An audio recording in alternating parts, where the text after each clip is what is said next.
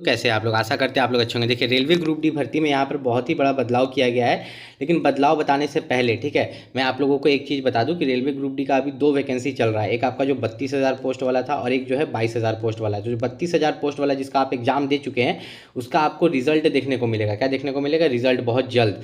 ठीक है, बहुत जल्द का मतलब आप समझ जाइए कुछ ही दिन के अंदर। जो 22,000 पोस्ट वाला जो भर्ती है, ठीक है, तो इसके बारे में अगर बात करें कि इसका एग्जाम कब होगा तो वो इसी वीडियो में आपको बताएंगे। साथ ही साथ क्या बदलाव किया गया है वो भी इस वीडियो में आपको बताने वाले हैं। तो सबसे पहले यहाँ पर बात करें रेलवे ग्रुप डी भर्ती जो आपका 22,000 पोस्ट के लिए है, तो उसका एग्जाम यहाँ पर कब होगा। तो जो 22,000 पोस्ट के लिए आपका जो रेलवे ग्रुप डी का भर्ती है, इसका जो एग्जाम आपको देखने को मिलेगा यहाँ पर, कब देखने को मिलेगा? जुलाई से अगस्त के बीच में। कब मिलेगा? जुलाई से अगस्त के बीच में रेलवे ग्रुप डी भर्ती का एग्जाम आपको 100% एग्जाम डेट देखने को यहाँ पर मिल जाएगा। दूसरी बात यहाँ पर बात करें कि रेलवे ग्रुप डी का जो ये एग्ज़ाम होगा, एक चीज़ का खास ख्याल रखिएगा कि जो आपका कंप्यूटर बेस्ड एग्जाम होता है, ठीक है, उसी पर आपका मेरिट बनेगा। भले बाद में फिजिकल कराए, क्वालिफाइंग है, डॉक्यूमेंट वेरिफिकेशन, क्वालिफाइंग है, मेडिकल एग्जामिनेशन, बस क्वालिफाई करना है आपको, यहाँ पर सही सही रहना है बस। ठीक, मेन जो आपका सिलेक्शन होता है वो किस पर होता है? आपके यहाँ पर जो ये एग्ज़ाम होता है। अब इस एग्ज़ाम में क्या कराया जाता है? नॉर्मलाइजेशन। ये वर्ड लेके बहुत बच्चे यहाँ पर डाउट में रहते हैं और मैंने नॉर्मलाइजेशन के बारे में पता है कैसे सीखा?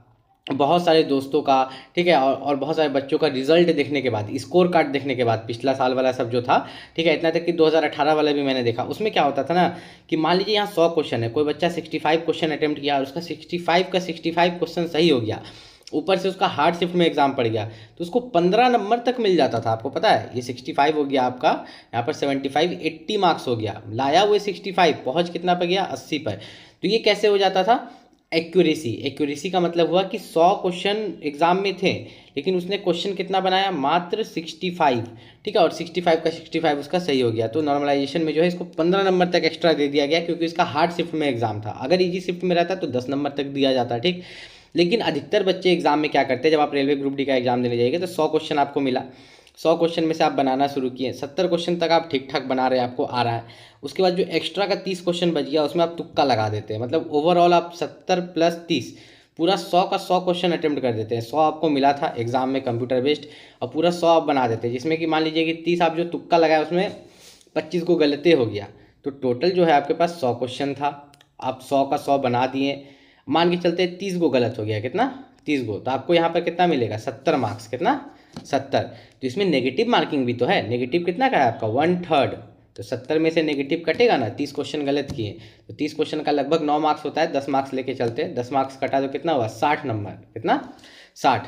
अब नॉर्मलाइजेशन में आपको बहुत कम मार्क्स मिलेगा, ना के बराबर, मतलब 2 नंबर या 3 नंबर एक्स्ट्रा मिलेगा। क्यों? क्योंकि आपने 30 क्वेश्चन गलत कर दिया, या बहुत मिला तो 5 नंबर मिला, हार्ड शिफ्ट में भी एग्जाम गया तो आपको अगर नॉर्मलाइजेशन का फ़ायदा उठाना है तो एग्जाम में क्वेश्चन सोच समझ के टिक करना है। मतलब घर पर ही जब आप मॉक टेस्ट में प्रैक्टिस करते हैं, ठीक है, जब आप यहाँ पर मोबाइल में मॉक टेस्ट देते हैं या बुक से आप प्रैक्टिस करते हैं, तो उसी समय आपको ध्यान रखना है कि रेलवे ग्रुप डी में कि आप जब उसमें दीजिए तो जो क्वेश्चन नहीं आता है उसे छोड़ दीजिए, ठीक है, जो क्वेश्चन आता है उसी को बनाइए। इससे क्या होगा ना कि मान लीजिए कि आपने एग्जाम में रेलवे ग्रुप डी में 100 क्वेश्चन में से यहाँ पर जो है मान के चलते हैं कि आपने अटेम्प्ट किया यहाँ पर 80, अब इसमें से 5 गलत भी हो जाएगा ना तो आपको नॉर्मलाइजेशन में अच्छा खासा मार्क्स मिलेगा। क्यों? क्योंकि आपने 5 ही गलत किया, आपकी एक्यूरेसी अच्छी थी, इस चीज़ को देखा जाता है। अब एक्यूरेसी के चक्कर में ये मत कीजिएगा कि 100 क्वेश्चन में से 40 को बना के आइएगा, ठीक है। आदमी 5 को 10 को तुक्का लगाता है, उससे ज़्यादा नहीं लगाना चाहिए, ठीक। अब रेलवे ग्रुप डी में सबसे मेरिट बनाने वाला जो सब्जेक्ट है जनरल साइंस, 25 क्वेश्चन है। सोचिए, जनरल साइंस आप बचपन से पढ़ते आ रहे हैं, मतलब क्लास 4-5 से शुरू हो जाता है पढ़ाना, 9-10 में भी साइंस पढ़ाया जाता है आपको, 11-12 में भी बहुत बच्चा साइंस लेके ही पढ़ता है। ये जो जनरल साइंस है और कंपटीशन के समय भी आप इसका तैयारी करते हैं तो 25 में आप 25 ला सकते हैं।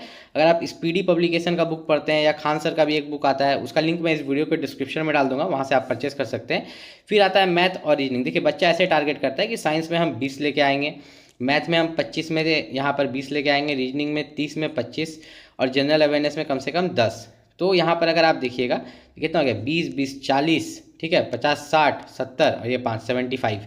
मतलब बच्चा टारगेट करके चल रहा है रेलवे ग्रुप डी में 100 में से 75, एक एवरेज बच्चा किसी भी जोन से फॉर्म अप्लाई किया होगा तो 70 तो किसी तरह ला ही रहा होगा। तो मतलब 100 में से आपको 70 से ऊपर लाना है अगर आप रेलवे ग्रुप डी का एग्जाम देने जा रहे हैं, तब आपका जो है सिलेक्शन के चांसेस यहाँ पर रहते हैं। तो अगर आप भी रेलवे ग्रुप डी का एग्ज़ाम यहाँ पर देने वाले हैं तो एक चीज़ का खास ख्याल रखिएगा कि सबसे ज़्यादा होता है प्रैक्टिस। एक बार आप सिलेबस कंप्लीट कीजिए, ठीक है, रेलवे का जो पूरा सिलेबस है, रेलवे का कोई भी एग्जाम दे लीजिए आप, रेलवे ग्रुप डी दे लीजिए, एनटीपीसी, एएलपी, कोई भी, सब कब में देखते हैं एक चीज़ कॉमन रहता है आपका, रीजनिंग, ठीक है, मैथ और ये आपका जनरल साइंस कभी कभी इसमें मिला हुआ रहता है जनरल अवेयरनेस में, खाली इसको अलग कर दिया है। ठीक, तो सब सिलेबस सेम ही रहता है। एक बार आप सिलेबस कंप्लीट कीजिए, और सिलेबस जब आपका कंप्लीट हो जाए तो उसके बाद आप मॉक टेस्ट लगाइए। देखिए आपसे कैसे मॉक टेस्ट बनेगा और कैसे एग्ज़ाम निकलेगा। तो अगर आप बिना सिलेबस कंप्लीट किए खाली वीडियो क्लास करते रहते हैं, जैसे किसी टीचर का क्लास आप ले लिए 1000 रुपया में या 3000 रुपया में क्लास ले लिए किसी टीचर का, ऑनलाइन पढ़ाई कर रहे हैं खाली, लेकिन मॉक टेस्ट नहीं लगा रहे हैं, पूरा सिलेबस कंप्लीट नहीं कर रहे हैं, हर बार खाली क्लास ले रहे हैं, तो आप एग्ज़ाम नहीं निकाल पाइएगा। और कोई भी दिक्कत है आप नीचे कमेंट कर सकते हैं, और जहाँ पर कमेंट कीजिएगा तो लेफ्ट साइड पर स्लाइड करने पर हाइप का ऑप्शन आता है, वीडियो को हाइप कर दीजिएगा। रेलवे ग्रुप डी एग्ज़ाम की अगर आप तैयारी कर रहे हैं, एग्ज़ाम दे चुके हैं या आने वाला एग्ज़ाम देने वाले हैं 22,000 पोस्ट के लिए, ठीक है, तो एक चीज़ मैं आपको बता दूं, रेलवे ग्रुप डी में 14-15 तरह का पोस्ट होता है। ठीक है, अलग अलग ट्रैक मेंटेनर होता है, असिस्टेंट पॉइंट्समैन होता है, डीजल लोकोमोटिव में असिस्टेंट होता है, बहुत सारा पोस्ट होता है। अब हर पोस्ट के लिए अलग अलग कटअप जाता है। यहाँ भी एक खेला है, ध्यान से समझिएगा। जिस जोन में आपने अप्लाई किया तो वहाँ पर आपने पोस्ट प्रेफरेंस सेलेक्ट किया होगा। ठीक है, मान लीजिए 7-8 तरह का पोस्ट होगा आपके जोन में, या 10 तरह का पोस्ट होगा। तो जब आप रेलवे ग्रुप डी में आप एग्जाम दीजिएगा, उसके बाद जब आपका मार्क्स आएगा तो आपके मार्क्स पर डिपेंड करेगा कि आपको किस तरह का पोस्ट मिल रहा है और कैसा पोस्ट प्रेफरेंस आपने भरा था।